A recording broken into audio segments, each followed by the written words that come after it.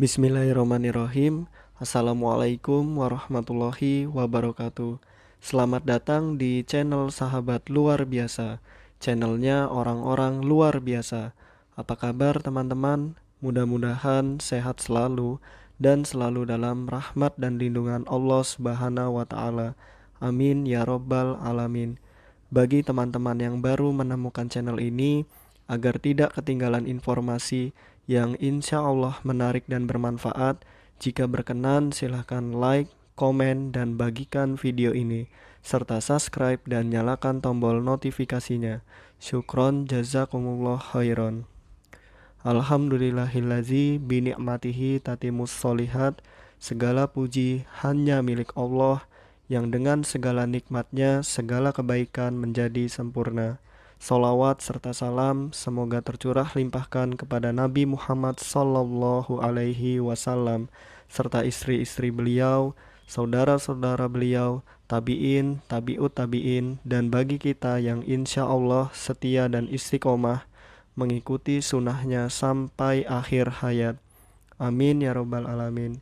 Rabbi syrohli sodri wa yasirli amri wahlul uqdatam min lisani yafqahu qawli.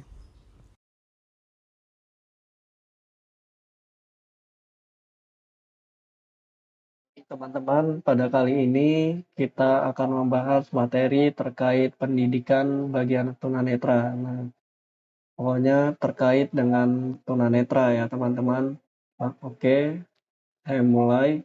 Informasi yang diperlukan oleh tunanetra untuk mengenal konsep tubuh mencakup kemampuan untuk mengidentifikasi atau mengenali nama bagian-bagian tubuh, serta mengetahui lokasi, gerakan, hubungannya dengan bagian tubuh yang lain, dan fungsi-fungsi bagian tubuh tersebut.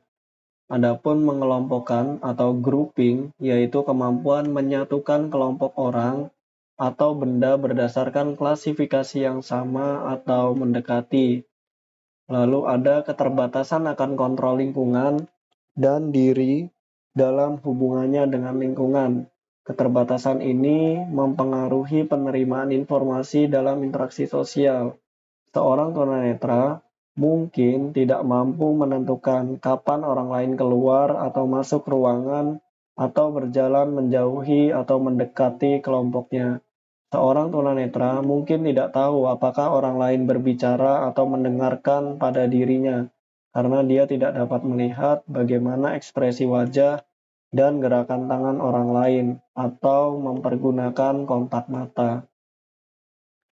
Lalu aksi yaitu konsep yang berkaitan dengan gerakan atau kegiatan, misalnya menulis, membaca, melompat, makan, minum, merangkak, dorong, memukul, tarik, melempar, tendang, menepuk, mengikuti, dan lain-lain. Intinya aktivitas atau kegiatan ya teman-teman.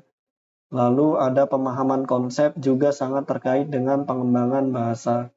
Seorang anak dipandang telah memahami suatu konsep jika ia dapat mengikuti perintah yang disampaikan dengan kata-kata. Selain itu, anak dapat menggunakan kata-kata yang menggambarkan konsep tertentu dan dapat menggunakannya dalam percakapan. Menurut Sunanto tahun 2005, dalam menentukan tingkat pemahaman konsep seorang anak, harus dipertimbangkan usia anak, fungsi penglihatan yang dimiliki anak, dan jenis konsep yang diakses. Lalu dalam pembelajaran orientasi dan mobilitas, konsep mengenai objek dipelajari dengan mengidentifikasi 3 hal, yaitu tujuan, karakteristik, dan fungsi. Misalnya konsep tentang pintu dipelajari sebagai berikut. Tujuan, nah tujuannya apa nih? Yaitu pintu itu untuk memisahkan dua ruang, dalam suatu bangunan atau memisahkan antara ruangan indoor dan luar ruang, yaitu outdoor atau outside. Yang kedua, karakteristik. Nah, pintu dapat dibuat dari kayu, metal, kaca, dan lain-lain. Lalu apa fungsi dari pintu? Yaitu untuk membuka dan menutup dengan menggunakan engsel. Nah, itu kita dalam suatu pembelajaran orientasi mobilitas objek itu kita harus tahu tujuan dari objek tersebut, bagaimana karakteristiknya, dan bagaimana fungsinya. Itu karsi, tujuan, karakteristik, fungsi. Nah, lalu citra tubuh atau body image. Nah, apa itu body image? Yaitu suatu kesadaran, kesadaran dan pengetahuan tentang bagian tubuh, fungsi-fungsi bagian tubuh, nama bagian tubuh, dan hubungan antara bagian tubuh yang satu dengan yang lainnya. Jadi terkait dengan bagian-bagian tubuh ya teman-teman. Baik itu namanya, fungsinya, bagian-bagiannya, dan hubungannya. Di sini ada alat untuk membantu penguasaan kemampuan membaca, menulis, dan berhitung. Dapat dilakukan dengan menggunakan alat-alat seperti yang pertama ada abakus, yang kedua ada penggaris braille, yang ketiga ada blokis, yang keempat ada papan baca, yang kelima meteran braille, yang keenam ada kompas braille, yang ketujuh ada kompas bicara, yang kedelapan ada talking watch, yang kesembilan ada gelas rasa, yang ke-10 ada botol aroma, ke-11 ada braille kit, yang ke-12 ada mesin tik braille, yang ke-13 ada kamus bicara, yang ke-14 ada jam tangan braille, yang ke-15 ada puzzle ball, yang ke-16 ada model anatomi, yang ke-17 ada globe timbul, yang ke-18 ada bentuk-bentuk geometri, yang ke-19 ada riglet dan stylus, yang ke-10 ada komputer dan printer dengan software braille dan screen reader. Nah, ini media ya teman-teman atau alat bantu yang dapat digunakan tunanetra untuk belajar membaca, menulis, dan berhitung ataupun yang lainnya.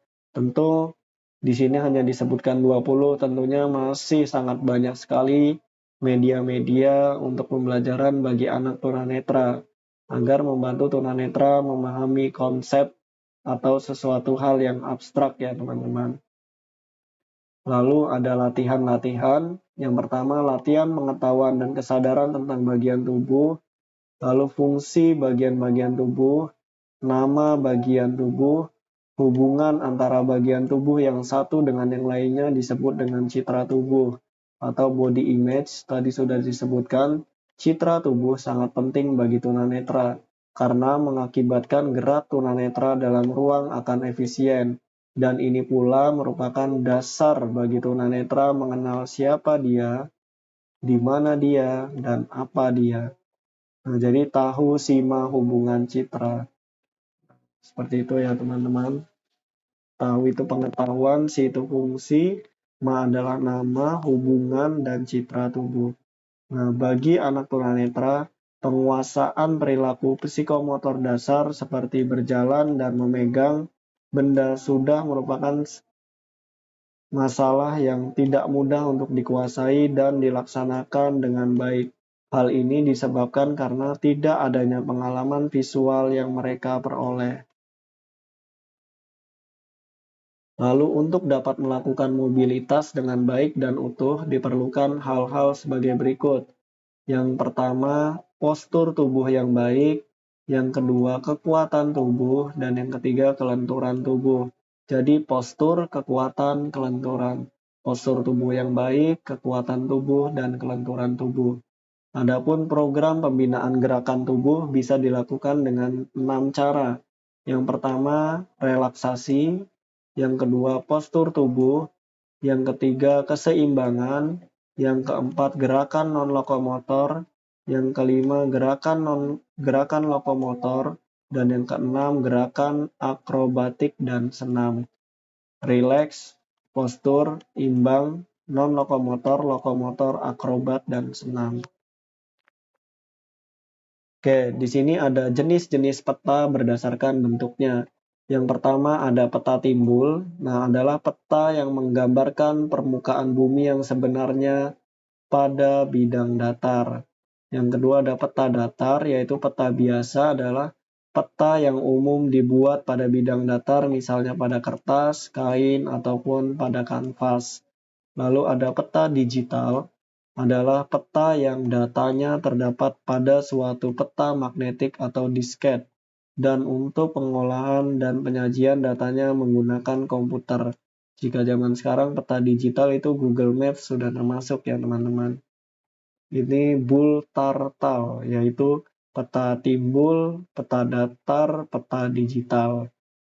Timbul datar digital, seperti itu.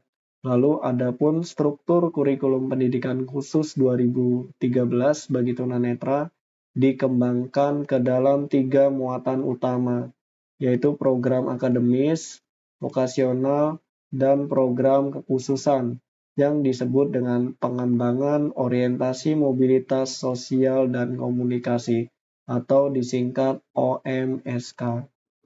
Baik teman-teman, mungkin itu saja yang dapat saya bagikan. Apabila ada kebenaran, pastikan itu datangnya dari Allah Subhanahu wa taala, dan apabila ada kesalahan, pastikan itu datangnya dari saya. Maka apabila ada kebenaran, mohon doakan kebaikan, dan apabila ada kesalahan, mohon dimaafkan dan diingatkan. Syukron jazakumullah khairan. Allahumma inni as'aluka ilman nafi'an wa rizqan thayyiban wa amalan mutaqabbalan. Subhanakallahumma wa bihamdika asyhadu an la ilaha illa anta astaghfiruka wa atubu ilaik. Wassalamualaikum warahmatullahi wabarakatuh.